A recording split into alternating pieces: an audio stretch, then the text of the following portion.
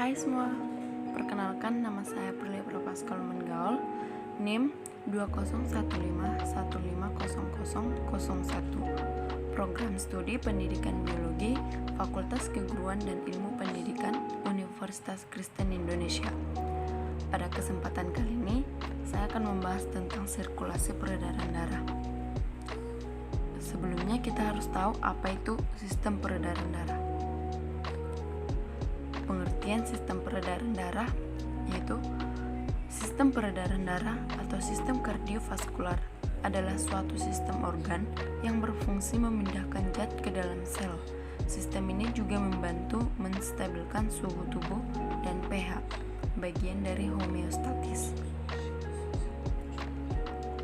Fungsi dari sistem peredaran darah sebagai berikut. Yang pertama, memiliki peran yang penting dalam mengangkut sari-sari makanan yang berasal dari usus ke seluruh bagian tubuh kita. Yang kedua, berfungsi untuk menyalurkan oksigen yang berasal dari organ pernapasan paru-paru dan juga mendistribusikannya ke seluruh tubuh. Yang ketiga, memiliki fungsi yang untuk mengangkut hormon dari tempat produksinya menuju ke beberapa bagian tubuh yang membutuhkan. Yang keempat, berperan untuk mengangkut berbagai zat sisa hasil metabolisme sel menuju ke organ ekskresi yaitu ginjal. Yang kelima, menjaga kestabilan temperatur pada tubuh agar bisa tetap berada di suhu 36 sampai 30 derajat Celcius. Yang ketujuh, mengedarkan hormon yang dibutuhkan oleh semua organ tubuh. Dan yang terakhir, membunuh kuman yang masuk ke dalam tubuh. Organ-organ sistem peredaran darah pada manusia. Terdapat 3 organ dalam sistem peredaran darah manusia, yaitu yang pertama organ jantung, yang kedua pembuluh darah, dan yang ketiga darah. Yang pertama organ jantung. Jantung merupakan salah satu organ vital yang berada pada tubuh manusia. Letak dari organ jantung ini berada di dalam rongga dada dan dilapisi juga oleh membran pelindung yang disebut dengan perikardium. Pada dinding jantung sendiri terdiri dari beberapa jaringan padat yang dapat membentuk otot jantung dan suatu fibrosa. Struktur organ jantung, yaitu yang pertama ventrikel kanan, yang kedua ventrikel kiri, yang ketiga atrium kanan, dan yang keempat atrium kiri. Sesuai dengan panah telah ditunjukkan di mana letak struktur organ jantung tersebut. Berikutnya, cara kerja organ jantung. Darah kotor yang berasal dari seluruh tubuh akan masuk di jantung pada bagian atrium kanan. Setelah itu, dapat melalui katup trikuspid akan mengalir ke ventrikel kanan. Kontraksi pada ventrikel akan menutup katup trikuspid, akan tetapi mengakses katup pulmoner yang terdapat pada lubang akan masuk ke arteri pulmoner. Kemudian, darah yang masuk ke dalam arteri pulmoner akan diteruskan ke paru-paru kiri dan kanan, yang mana masing-masing akan dialiri melalui beberapa cabang arteri di sebelah kiri. Arteri akan bercabang sampai membentuk arteriol. Arteriol tersebut kemudian akan mengalirkan darah ke pembuluh kapiler di dalam paru-paru. Disitulah darah akan melepas karbon dioksida dan bisa mengikat oksigen. Selanjutnya, darah ini akan diangkut melalui pembuluh venul dan berfungsi sebagai saluran anak yang berasal dari vena pulmoner. Terdapat 4 vena pulmoner yang mempunyai darah kaya oksigen akan mengalir ke atrium sebelah kiri pada jantung. Hal tersebut merupakan bagian dari sistem sirkulasi yang dikenal dengan sistem peredaran darah kecil. Kemudian dari atrium kiri, darah akan mengalir ke ventrikel kiri melalui sebuah katup bikuspid. karena adanya kontraksi pada ventrikel katup aortik pada lubang masuk ke aorta akan terbuka dan menyebabkan katup tersebut menutup. Cabang yang pertama ialah berasal dari aorta akan terdapat di dekat katup aortik serta dua lubang yang menuju arteri koroner kanan dan kiri. Arteri koroner yaitu suatu pembuluh darah yang memberikan makan sel-sel pada jantung. Cara arteri koroner yang menuju arteriol akan bisa menyalurkan darah ke pembuluh kapiler sehingga dapat menembus dan menyebar ke seluruh bagian jantung. Kemudian darah yang diangkut oleh venul ini menuju ke vena koroner akan bermuara ke atrium kanan. Sistem sirkulasi tersebut sering dikenal juga dengan sistem koroner. Selain itu, aorta dari ventrikel kiri dan juga bercabang akan menjadi arteri yang berfungsi mengedarkan darah dengan kaya oksigen ke seluruh tubuh kecuali paru-paru. Kemudian, darah yang kaya dengan karbon dioksida ini akan diangkut oleh pembuluh vena menuju jantung melewati bagian atrium kanan. Peredaran darah tersebut dikenal juga dengan sistem peredaran darah besar. Yang kedua, organ pembuluh darah. Pembuluh darah adalah suatu alur bagi darah yang mengalir dari jantung ke seluruh bagian tubuh dan begitu pun sebaliknya. Pembuluh darah terbagi menjadi 3 macam. Di antaranya ialah pembuluh kapiler, yang kedua pembuluh vena, dan yang ketiga pembuluh nadi. Pembuluh kapiler merupakan suatu pembuluh darah kecil yang memiliki diameter kurang lebih sebesar sel darah, yaitu sekitar 7,5. Meskipun pada pembuluh yang satu ini memiliki diameter yang sangat kecil, kuantitas kapiler yang timbul berasal dari sebuah arteriol yang tergolong besar. Pada orang dewasa ini biasanya terdapat sekitar 90.000 kapiler. Yang kedua, pembuluh vena. Pembuluh vena atau sering juga disebut dengan pembuluh balik merupakan pembuluh yang memiliki darah yang mengalir ke jantung. Pembuluh balik ini sendiri terdiri dari 3 lapisan pembuluh arteri. Adapun susunannya yang dari dalam keluar adalah endotel, yaitu otot polos dan jaringan elastik serta jaringan ikat fibrosa. Dan yang ketiga, pembuluh nadi. Pembuluh nadi atau pembuluh arteri merupakan suatu pembuluh darah yang berasal dari jantung menuju kapiler. Arteri vertebrata yang dilapisi oleh endotel dan juga memiliki dinding yang tidak tipis dan terdapat kandungan otot polos serta jaringan ikat elastis.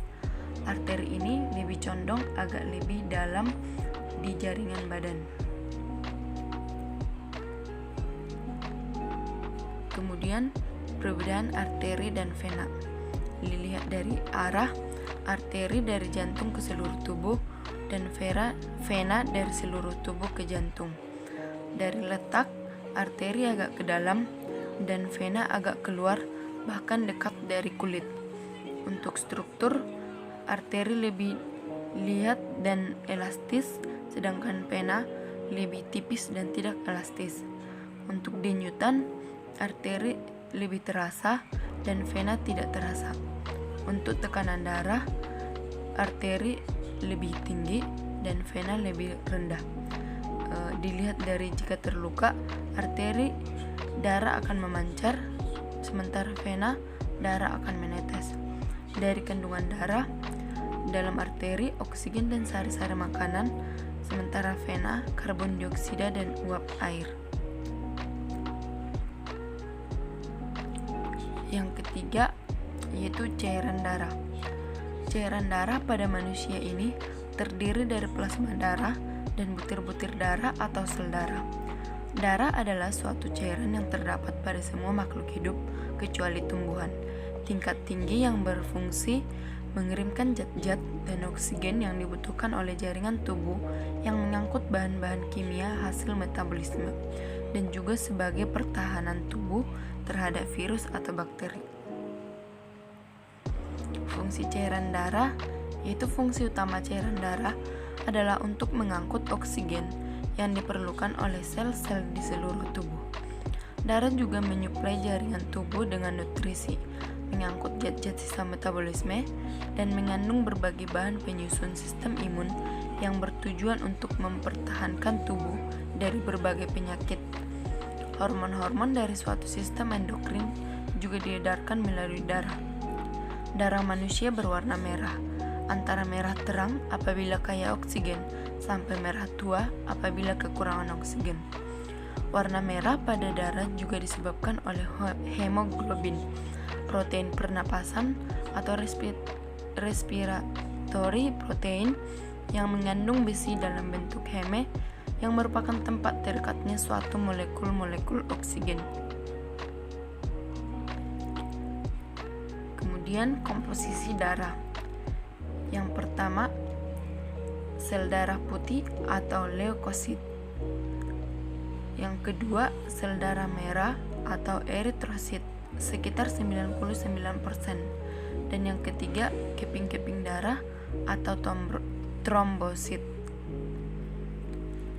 Sel darah putih atau leukosit bertanggung jawab terhadap sistem imun tubuh dan bertugas untuk memusnahkan benda-benda yang dianggap asing dan berbahaya oleh tubuh, misalnya virus atau bakteri.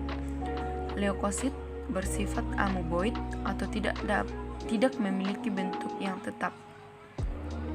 Untuk sel darah merah atau eritrosit tidak mempunyai nukleus, sel ataupun organela dan tidak dianggap sebagai sel dari segi biologi. Eritrosit mengandung hemoglobin dan mengedarkan oksigen. Sel darah merah ini berperan dalam penentuan golongan darah. Orang yang kekurangan eritrosit akan menderita penyakit anemia. Yang ketiga, keping darah atau trombosit. Trombosit bertanggung jawab dalam proses pembekuan darah. Bagian-bagian darah. Yang pertama, plasma darah, kemudian sel-sel darah, kemudian sel-sel darah terdiri dari 3, yaitu sel darah merah, eritrosit, sel darah putih, leukosit, dan keping darah trombosit.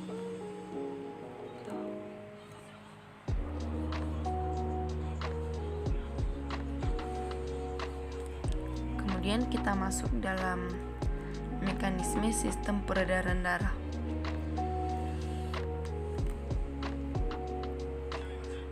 Kerja pada sistem peredaran darah pada manusia akan dikendalikan oleh organ jantung yang mana akan berfungsi sebagai pemompa darah agar dapat mengalir ke seluruh bagian tubuh. Saat otot jantung berelaksasi, maka akan dalam keadaan mengembang, volumenya besar dan tekanannya yang kecil. Pada suatu sistem peredaran darah manusia terdapat 2 lintasan peredaran darah, yaitu peredaran darah besar dan peredaran darah kecil.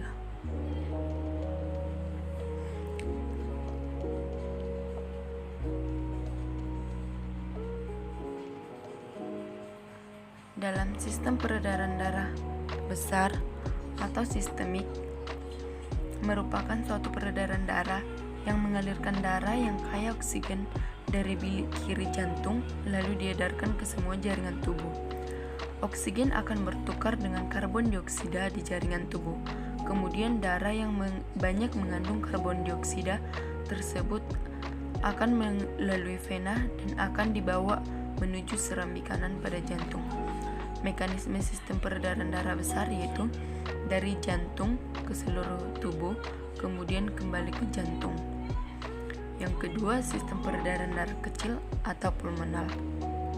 Pada peredaran darah kecil ini, suatu proses peredaran darah yang mengalirkan darah dari jantung ke paru-paru dan kembali ke jantung lagi.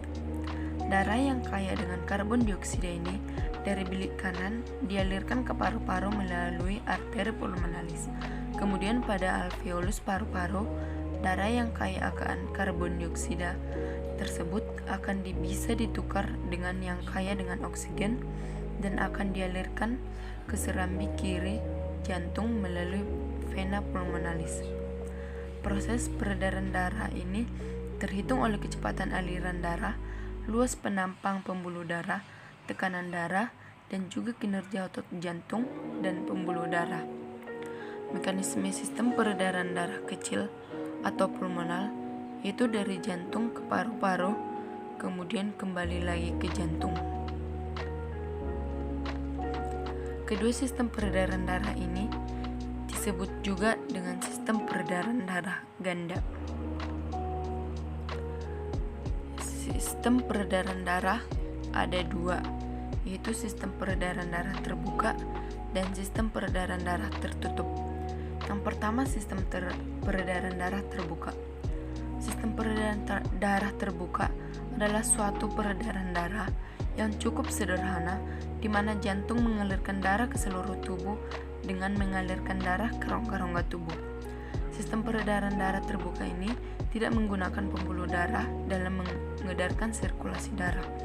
Pada suatu sistem peredaran darah terbuka, biasanya pembuluh darah ini belum terbentuk secara sempurna, sehingga penyaluran darah terkadang tanpa melewati pembuluh darah.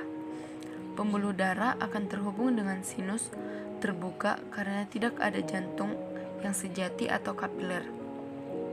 Aliran darah ini sangat lambat. Yang kedua, sistem peredaran tertutup.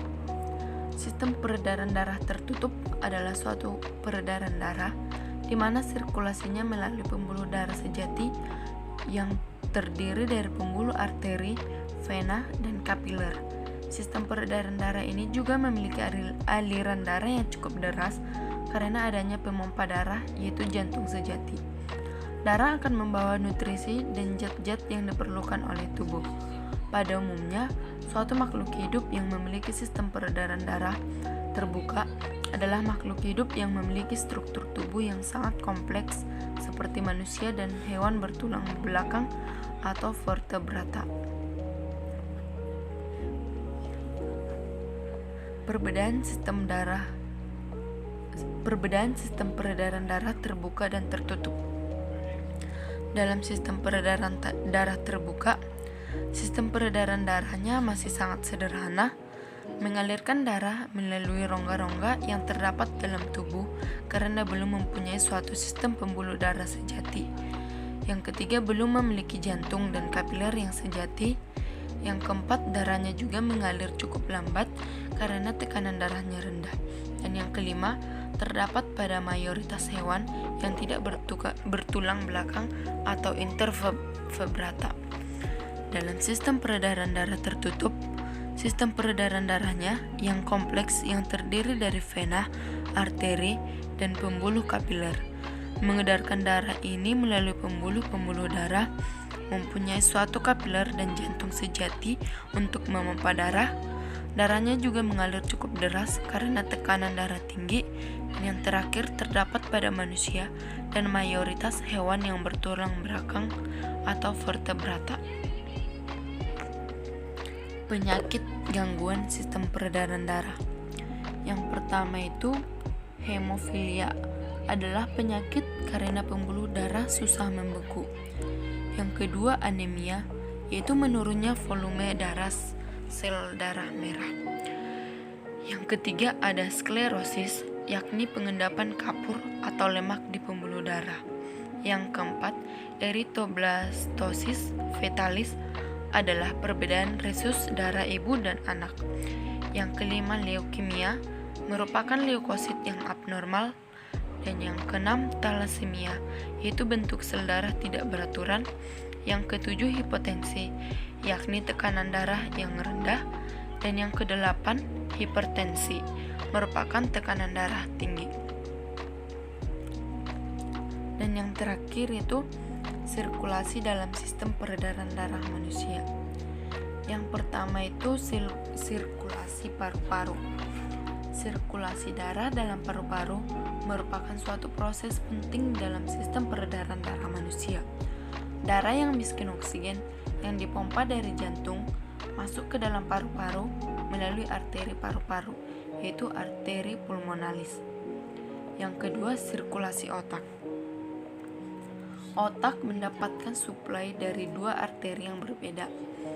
Arteri anterior, yang mensuplai darah ke otak bagian depan, sedangkan arteri posterior mensuplai darah untuk batang otak dan otak bagian belakang.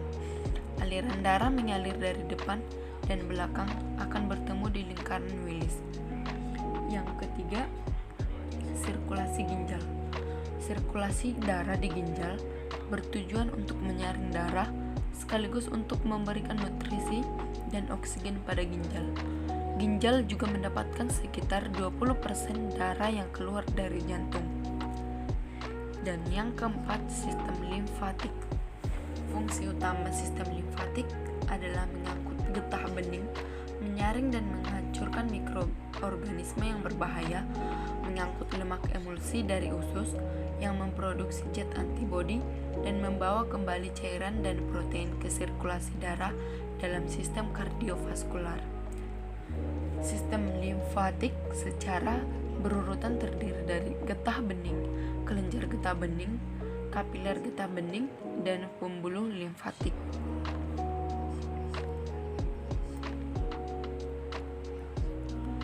Terima kasih sudah menonton videonya.